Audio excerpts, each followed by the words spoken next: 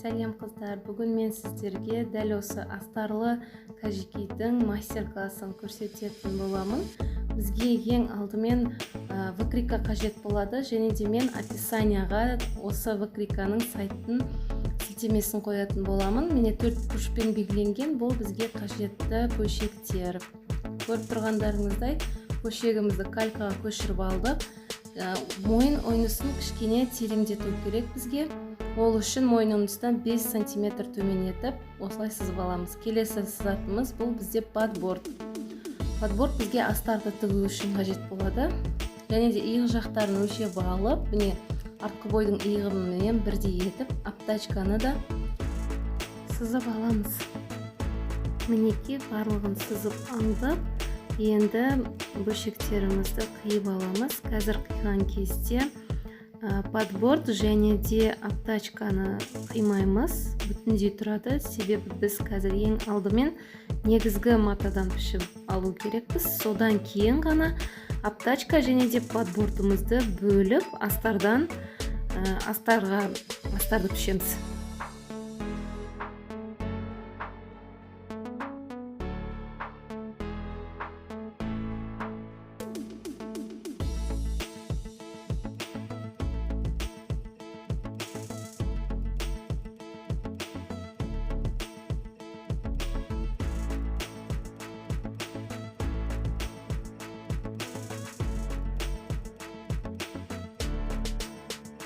Мінекей бөлшектерімізді дайындап алдым. Енді келесі бізге қажет зат бұл мата. Негізгі матаға мен королевский бархат алдым, және де астарына кәдімгі астарлы мата. Подборд және аптачканы қатыру үшін флизелин қажет болады. Ал сәндеу үшін ою немесе моншақ бисерлер қажет болады. Және де ілу үшін ілгек. Қарсы ілгек ол өзіңіздің қалауыңыз бойынша. Қазір енді біз мына негізгі матамыздан выкрикаларымызды пішіп аламыз. Тек тігістік жиекке 1 см-ден тігіп шығамыз барлық айналасына.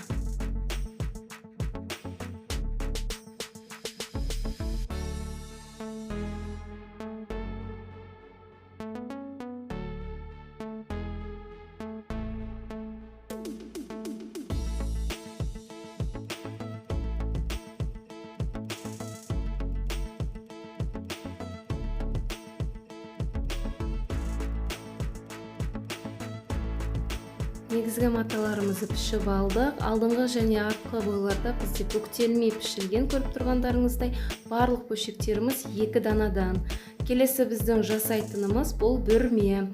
Бүрменің ұзындығын анықтап алу үшін міне етек жақтарымызды өлшеп, осы шыққан қосындыны бір-біріне қосып, одан шыққан санды 2-ге көбейтіп, және де одан шыққан санды 1,7-ге көбейтеміз. Ал бүрменің енін 20 см-ден жоғары етіп пішіп шығамыз.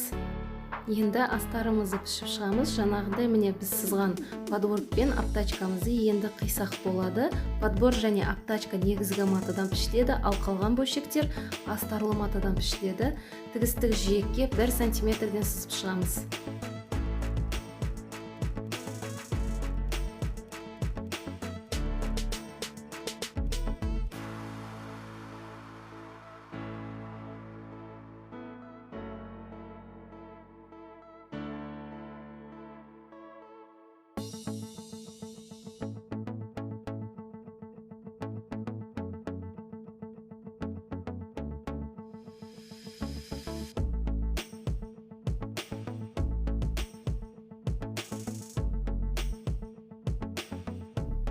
Астарымызды да пішіп алдық. Барлық астарымыздағы бөлшектердің барлығы 2 данадан болу керек.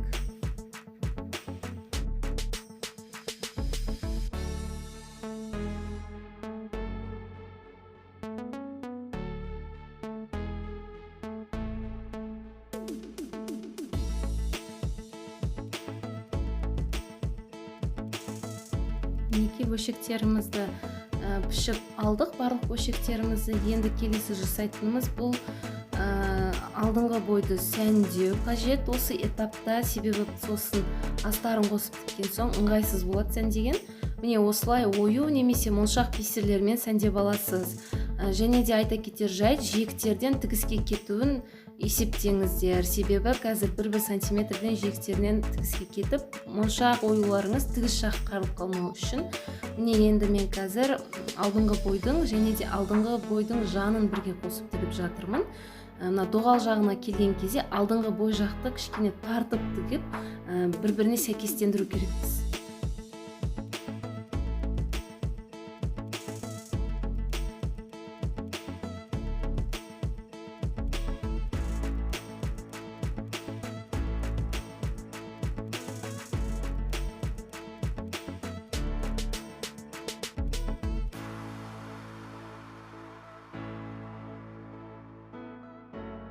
Мінекей қосып тігіп алдық. Енді тігістерін екіге бөліп, ортасынан пармен үтіктеп шығамыз тігістерді. Енді артқы бойды жинаймыз. Артқы бойда міне ортасы қосылып тігіледі.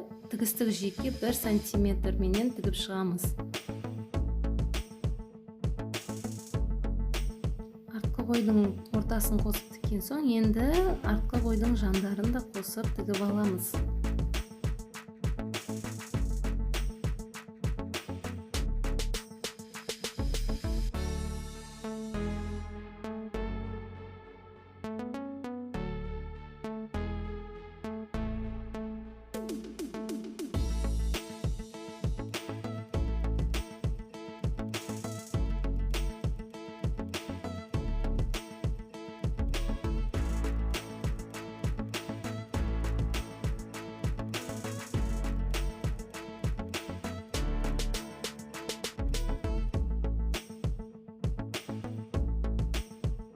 Мінекей артқы бойды да жинап алдық. Енді мына тігістерімізді екіге бөле отыра пармен үтіктеп аламыз.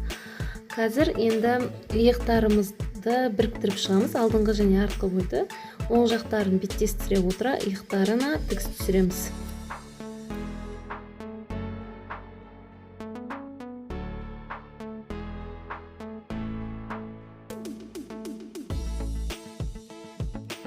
Мінекей иықтарымызды қосып алдық. Иықтағы тігісті екіге бөле отыра үтіктеп шығамыз. Міне үтіктеп алдық. Қазір біз негізгі бөлікті қоя тұрып астармен жұмыс жасаймыз. Астарымыздағы міне подборд және аптачкамызға флизелен жабыстырып аламыз.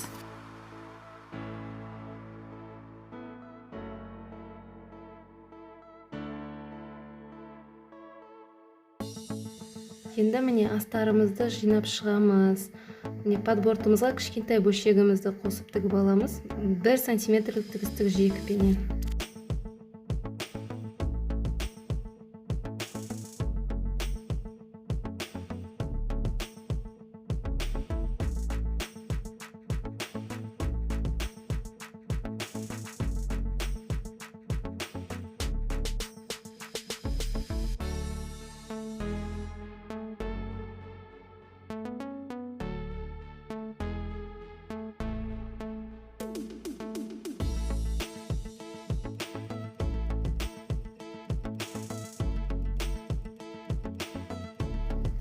Екі бөлшегімізді қосып алдық. Енді келесі бізде астар жаққа қарай 1 миллиметрлік функционалдық тігіс түсіреміз.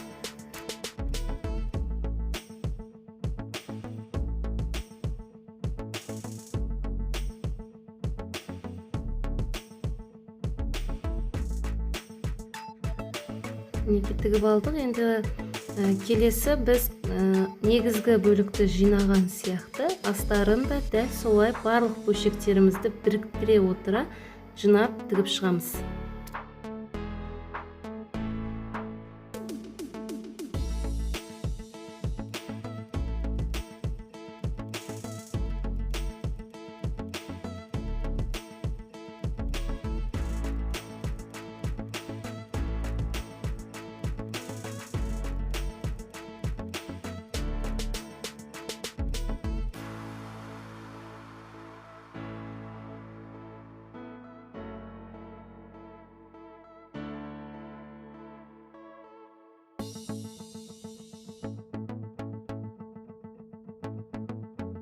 Енді міне артқы бойды жинаймыз. Бірінші екі жанын тігіп аламыз артқы бойдың. Содан кейін ғана аптачка менен артқы бойдың ойындысын қосып Одан соң ғана ортаңғы тігісін тігіп шығамыз.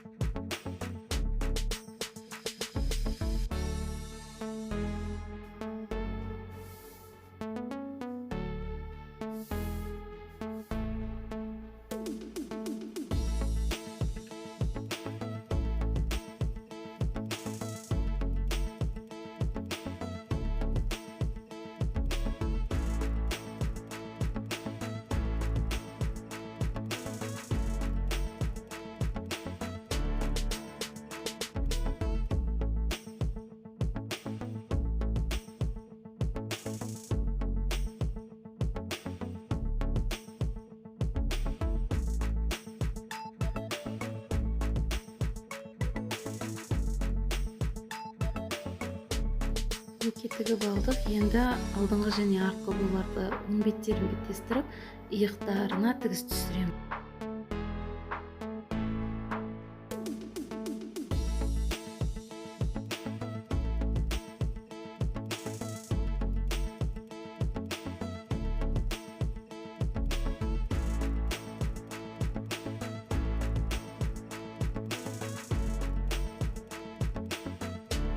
Астарымыз дайын. Міне, енді оң жаққа қаратып, қазір үстіне қажекейіміздің негізгі бөлігін оң жағын беттестіріп, осылай қойып, мойын ойындысын қосып аламыз тігіп.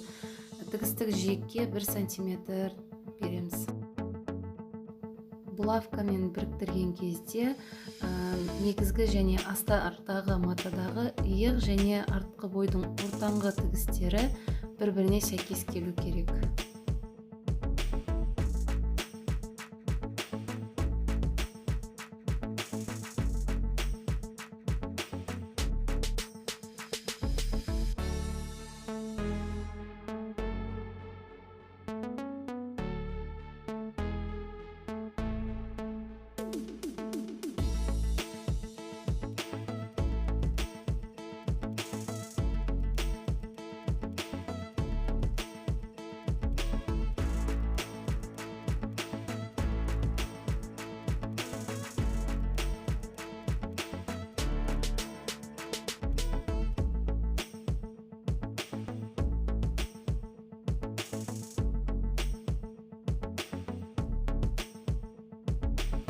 Мойын ойындымыз дайын. Енді міне артық тігістерді алып тастаймыз. Тігіске қатты жақындатпаймыз, кішкене ғана аламыз. Себебі оңға аударған кезде тігіс жақтарымыз қалың болмау үшін осылай кішкене алу керек. Келесі жасайтынымыз, біз қазір мойын ойындысын айналдырып қайшының ұшымен тіліп шығамыз. Тігіске 3 немесе 2 мм жетпейтіндей етіп қатты жақындатпаймыз.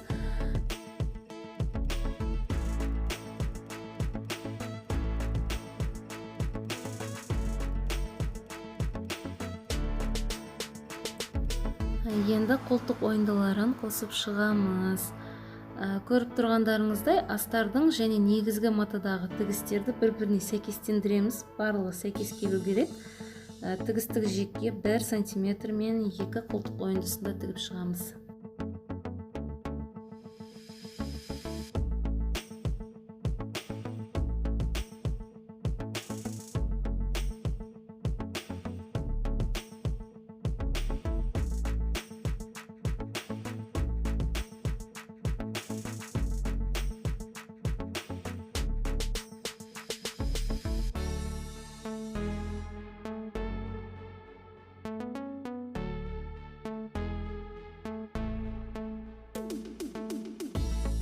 Мінеке қолтық ойындысында тігіп шықтық. Енді бұл жерде де осылай қайшының ұшымен тігіске 2 және немесе 3 мм жетпейтіндей етіп тіліп шығамыз.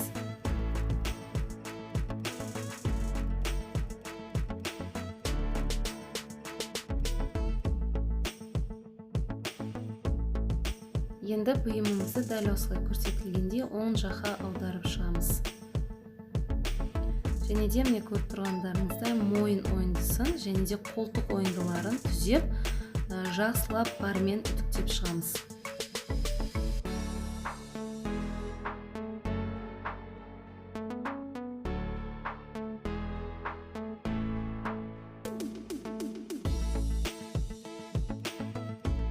Енді қазір біз жан тігісін қосамыз. Жан тігісін көрсетілгендей етіп астарменен 2 астармен және де 2 негізгі матаны қосып, астар жақтан кішкене 5 см-дей тігіп, және де 10 см тікпей ары қарай тігеміз. Бұл тесік қалады, өйткені соңында оң жаққа аудару үшін осындай тесік қалдыру керекпіз.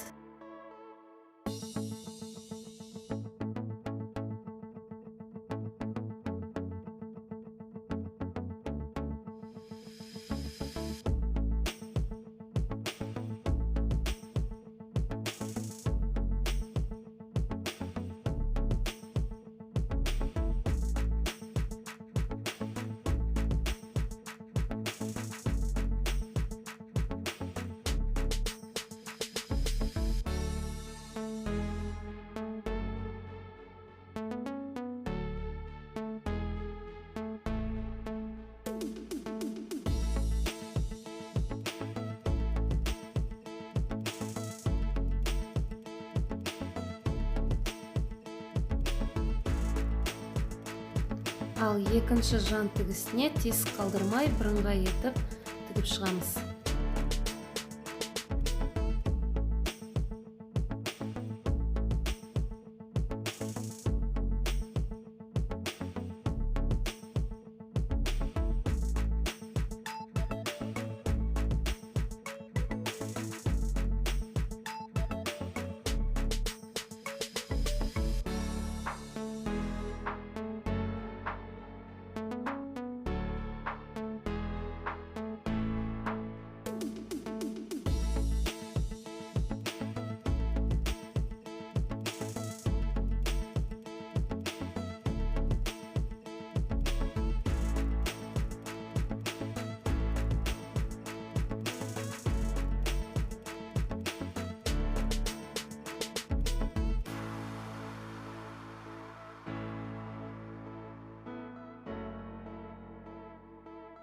Енді бүрмемізді дайындап аламыз. Бүрмен дайындаған кезде міне екі шетін және астыңғы жағын өңдеп алу керек. Оверлогыңыз болса, оверлогтап бір қайырып тігіңіз. Оверлог болмаса, машинкамен 2 қайырып, 2 сантиметрден 1,5 сантиметрден қайырып тігіп аламыз.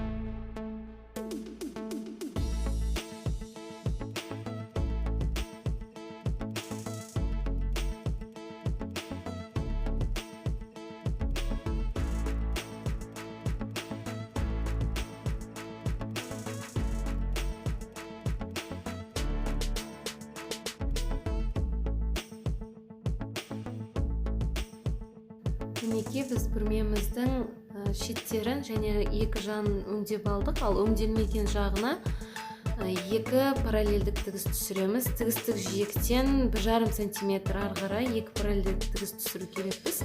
Ал екі тігістің ортасындағы ара қашықтық бұл 1 сантиметрден 0,5 сантиметрге дейін болу керек.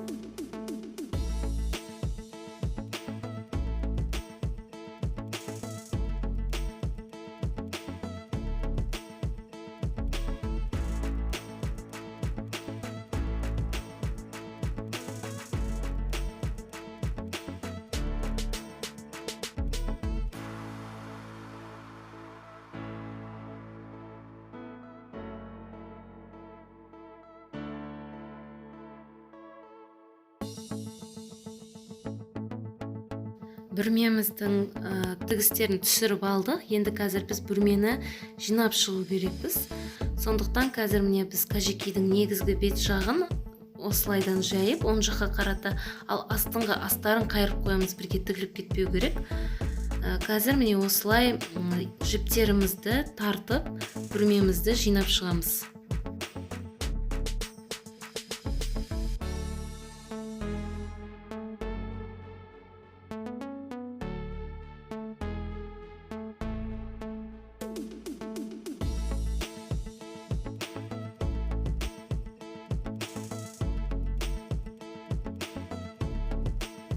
Бүрмемізді жинап болған соң біз бірінші негізгі матаға біріктіріп тігіп аламыз.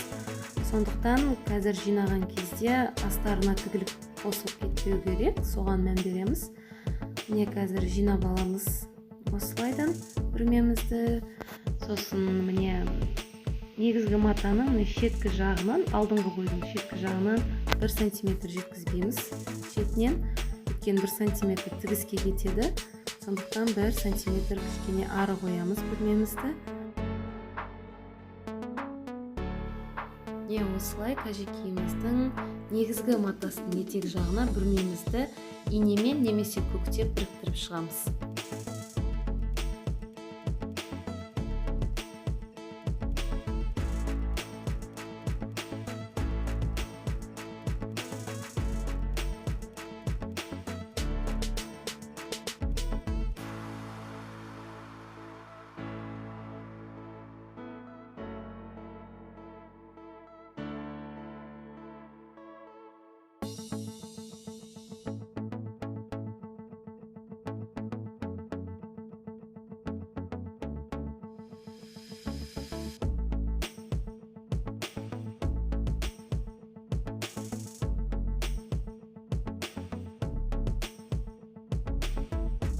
Тігістік жиекке 0,7 мм-ден тігіп шығамыз.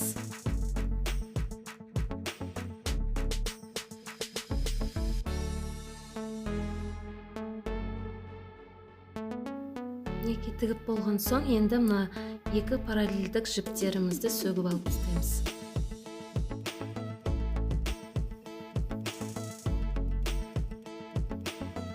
Бүрмемізді тігіп алдық. Қазір міне осылай қайырып, қазір біз алдыңғы және қажекейіміздің етек жақтарын қосып тігу керекпіз. Сондықтан міне көріп тұрғандарыңыздай дәл осылай сол жаққа қайыра отырып, ал бүрмеміз осы екі матаның ортасында қалу керек. Астармен және негізгі матаның ортасында қалу керек.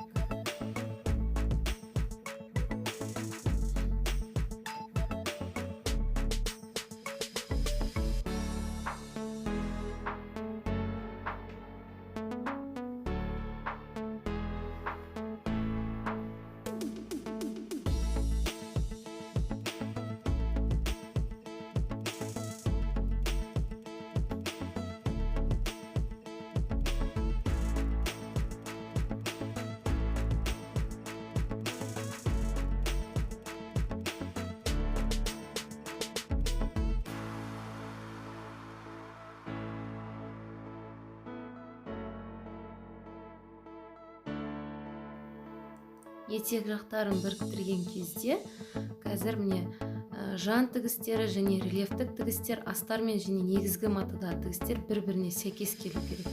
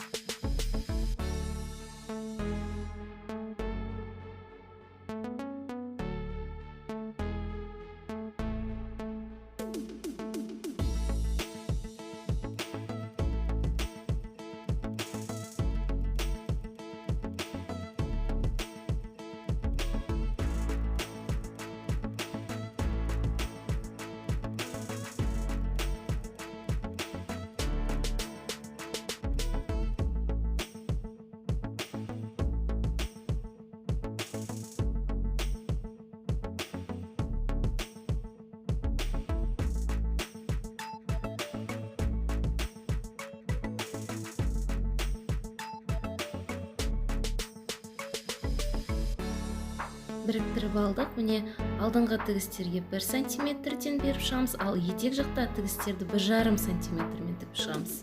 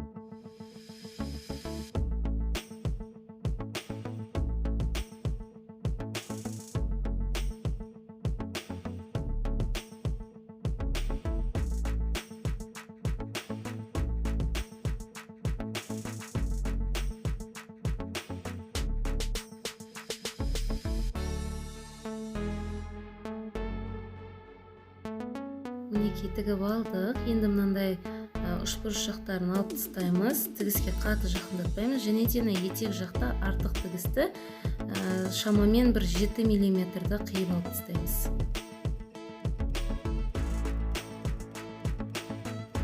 Мінекей біздің қажекейіміз де дайын болып қалды. Енді қажекейімізді оң жаққа аударамыз. Бұл мына біздің басында жан тігісті тіккен кездегі кішкене 10 сантиметрлік тесігіміздің көмегімен оң жаққа аударып аламыз. Сосын бұл тесікті көрінбейтіндей етіп қол тігісімен тігіп тастаймыз.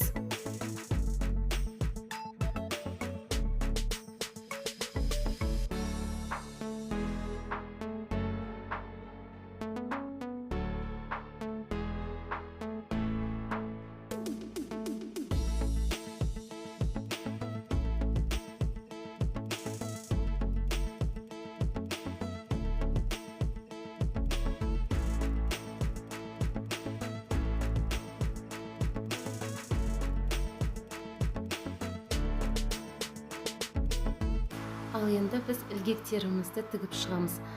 Ілгек мен бір ғана жерге қойдым. Бұл бүрменің басталатын жеріне ғана қойдым ілгекті. Ал сіз сол бүрме басталатын жерден жоғары қарай мойын ойындысына дейін 5-6-ын тізіп қойсаңыз да болады. Бұл өз қалауыңыз бойынша. Және де әдемі қапсырмамен әрлеп қойсаңыз да болады.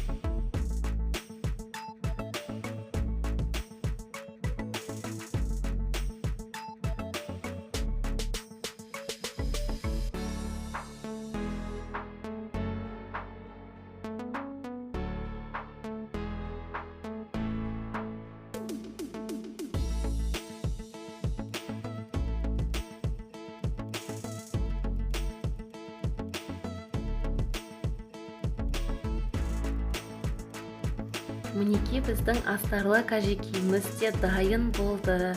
Менің мастер-классымның көмегімен сіздер де тігіп көріңіздер. Мастер-классым ұнап жатса лайк басыңыздар. Түсінбеген жерлеріңізді комментарияға жазыңыздар. Біздің арнаға жазылуды ұмытпаңыздар. Және де колокольчикті басыңыз. Біздің мастер-классымыздың ең алғашқы көрермені боласыздар. Назарларыңызға рахмет.